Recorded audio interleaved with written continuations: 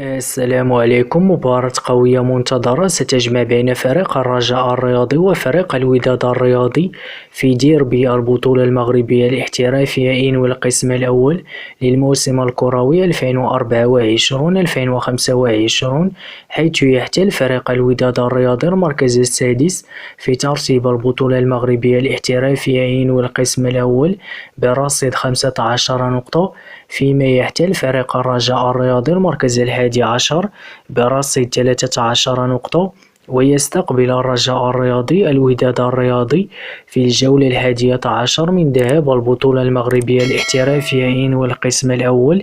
ومن المرتقب أن تجرى هذه المباراة يوم السبت 23 نوفمبر 2024 على ملعب العربي الزاولي.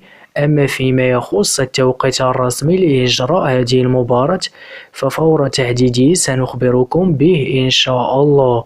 ومن المنتظر نقل هذه المواجهة على قناة الرياضية المغربية.